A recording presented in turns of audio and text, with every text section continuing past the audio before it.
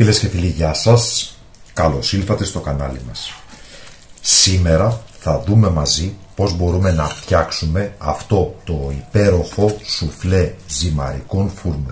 Αφού λοιπόν σας ευχαριστήσω που υποστηρίζετε το κανάλι με την εγγραφή σας, πατώντας το καμπανάκι για να λαμβάνετε τις ειδοποιήσεις, πατώντας like, κοινοποιώντας το σύνδεσμο του βίντεο στα μέσα κοινωνικής δικτύωσης και βέβαια για τα πολύτιμα σχόλια με τις εντυπώσεις σας που κάθε φορά χαιρόμαστε να διαβάζουμε, θα σας καλέσω να απολαύσουμε μαζί αυτό το υπέροχο πιάτο παρακολουθώντας τα υλικά και τη διαδικασία για την εκτέλεση της συνταγής μας. Θα ξεκινήσουμε λοιπόν με 500 γραμμάρια ζυμαρικά. Εγώ θα χρησιμοποιήσω φουζίλι. Μπορείτε να χρησιμοποιήσετε τριβελάκι, πένες, ριγκατόνι, ό,τι σας αρέσει. Θα βράσετε λοιπόν 500 γραμμάρια ζυμαρικά σύμφωνα με τις οδηγίες του πακέτου για τον χρόνο βρασμού που αναφέρεται στο πακέτο του brand της εταιρείας που έχετε επιλέξει, σε αλατισμένο νερό. Μέχρι να γίνουν τα ζυμαρικά, εμείς θα κάνουμε μια προεργασία. Ξεκινάμε λοιπόν με 500 γραμμάρια μπέικον, το οποίο θα ψιλοκόψουμε.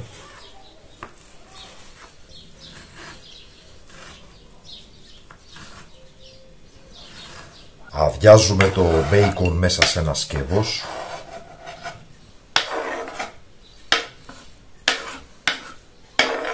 Και θα συνεχίσουμε με 10-12 φέτες γαλοπούλα.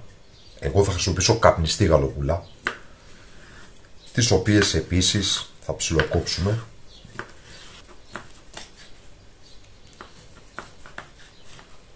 Έτοιμη και η γαλοπούλα μας. Θα τη βάλουμε στο ίδιο μπολ μας με το μπέικον. Δεν υπάρχει λόγος να λερώσετε δεύτερο σκεύος.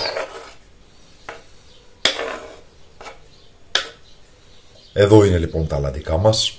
Θα συνεχίσουμε με μία πιπεριά πράσινη γλυκιά φλάσκα και μία πιπεριά κόκκινη γλυκιά φλωρίνης, όπου μπορείτε εννοείται να χρησιμοποιήσετε και τρικολόρε, δηλαδή κόκκινη, κίτρινη και πράσινη, που θα δώσει και περισσότερο χρώμα στη συνταγή μας.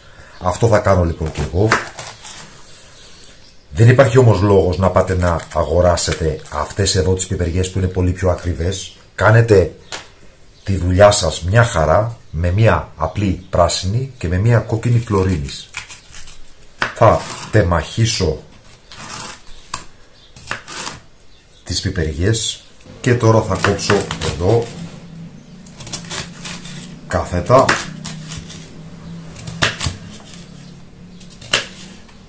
Η κόκκινη είναι έτοιμη, τη μεταφέρω σε ένα σκεύος και θα κάνω ακριβώς την ίδια διαδικασία και με τις άλλες δύο, την πράσινη και την πορτοκαλί, την κίτρινη.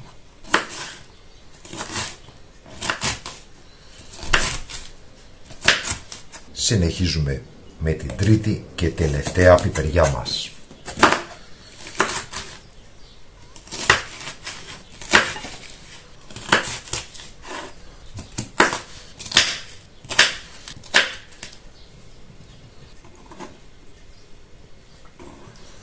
Έτοιμες λοιπόν και οι πιπεριές μας. Θα συνεχίσουμε λοιπόν με ένα κρεμμύδι μεγάλο, το οποίο επίσης θα ψιλοκόψουμε και χωρίς υπερφύαλες τεχνικές που στη τελική δεν έχουν και απολύτως τίποτα να προσφέρουν.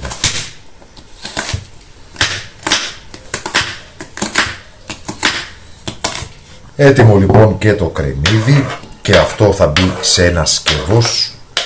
Μην το βάλετε μαζί με την πιπεριά, γιατί στο σοτάρισμα θα βάλουμε πρώτα το κρεμμύδι μετά τις πιπεριές. Οπότε αυτά τα θέλουμε ξεχωριστά.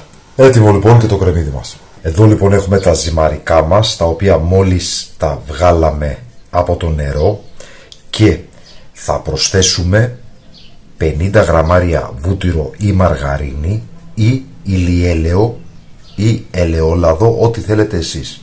Αν είναι να προσθέσετε όμως βούτυρο ή μαργαρίνη, αυτό το βήμα θα γίνει τώρα που τα ζυμαρικά ακόμα είναι καυτά, ώστε ανακατεύοντας Στο σημείο αυτό θα προσθέσω περίπου στα 150 γραμμάρια ρεγκάτο ή γκούντα. Εγώ εδώ χρησιμοποιώ ρεγκάτο. Θα χρησιμοποιήσω και γκούντα στο επόμενο βήμα. Και με ένα κουτάλι, μια κουτάλα, οτιδήποτε υπάρχει πρόχειρο, θα ανακατέψουμε να πάει παντού το τυράκι. Θα αφήσουμε τα ζυμαρικά στην άκρη για να πάμε τώρα να ασχοληθούμε με τα αλαντικά και τα λαχανικά μας. Έχουμε εδώ ένα μεγάλο αντικολλητικό τηγάνι, μέσα στο οποίο θα προσθέσουμε ένα μεγάλο κρεμμύδι που ψιλοκόψαμε και περίπου 30 με 40 μιλιλίτρα ηλιέλαιο. Θα προσθέσουμε λίγο μοσχοκάριδο, αλάτι,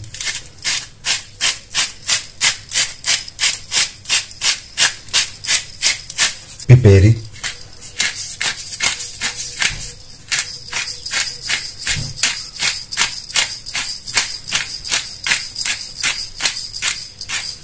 και θα σοτάρουμε το κρεμμύδι μας.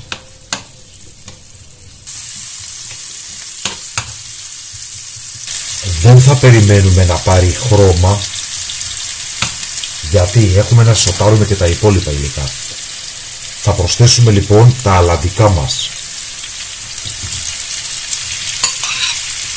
12 φέτες γαλοπούλα καπνιστή και 250 γραμμάρια μπέικον. Να θυμίσω, είναι τα αλαντικά που ψιλοκόψαμε νωρίτερα. Θα προσθέσουμε τις πιπεριές μας.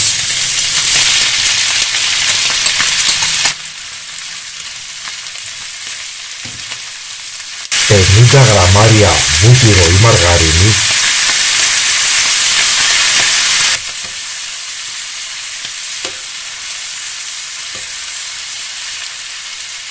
προαιρετικά ελάχιστο θυμαράκι, λίγο μπαχάρι σε κόκκους ή τριμμένο, ό,τι θέλετε, 50 γραμμάρια και παραπάνω μπορείτε κουκουνάρι σε σπορούς,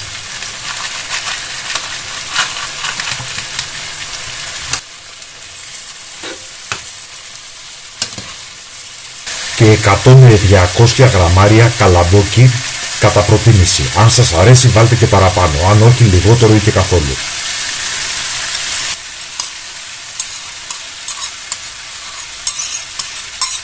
Να σας πω επίσης ότι σε αυτή τη συνταγή μπορείτε να προσθέσετε κάπαρι και απείρινες ελιές.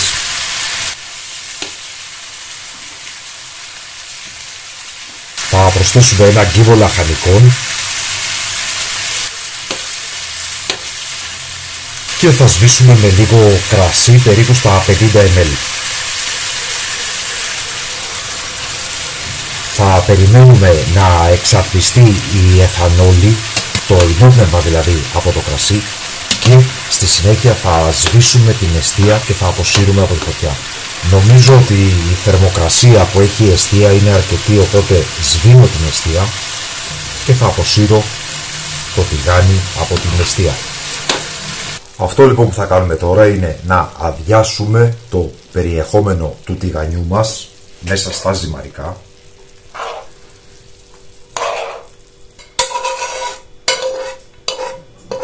Και με ένα κουτάλι θα ανακατέψουμε πάρα πολύ καλά.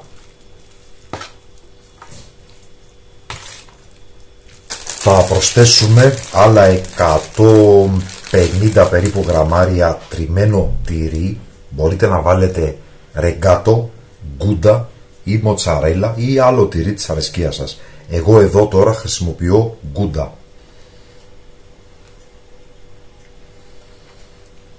Αν θέλετε το φαγητό να κάνει από πάνω κρούστα τυριού, σε αυτό το στάδιο δεν θα ανακατέψετε.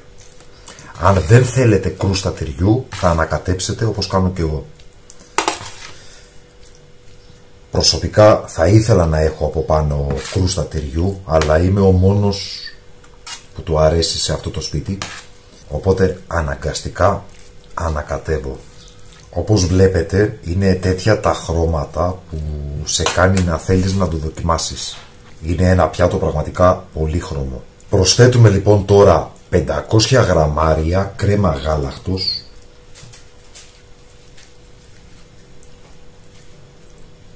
και για να μην το παρακάνουμε με τα λιπαρά θα προσθέσουμε και περίπου 500 γραμμάρια γάλα φρέσκο.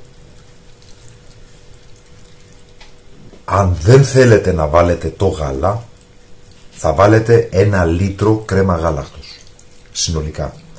Εγώ το σπάω μισή ποσότητα, 500 γραμμάρια δηλαδή, κρέμα γάλακτος και 500 γραμμάρια φρέσκο γάλα. Θα στρώσω λίγο την επιφάνεια, ελάχιστο τυράκι από πάνω,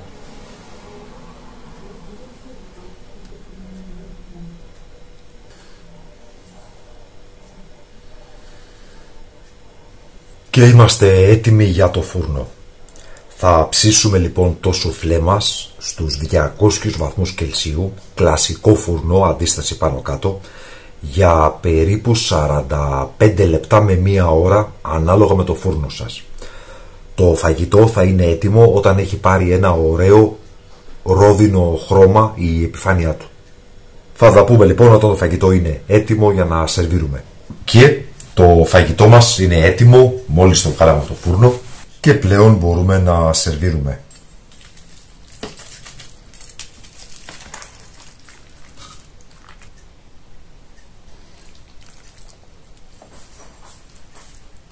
Με την ευκαιρία θα ήθελα να σας ευχαριστήσω που υποστηρίζετε το κανάλι με την εγγραφή, πατώντας το καμπανάκι για να λαμβάνετε τις ειδοποιήσεις, πατώντας like, κοινοποιώντας το σύνδεσμο του βίντεο στα μέσα κοινωνικής δικτύωσης. Και βέβαια για τα πολύτιμα σχόλια με τις εντυπώσεις σας που κάθε φορά χαιρόμαστε να διαβάζουμε. Το φαγητό μας είναι έτοιμο. Αυτή ήταν λοιπόν η σημερινή μας συνταγή, ζυμαρικά φούρνο σουφλέ. Ελπίζουμε να σας άρεσε. Σας ευχαριστούμε που μας παρακολουθήσατε. Καλή συνέχεια, να είστε όλοι καλά.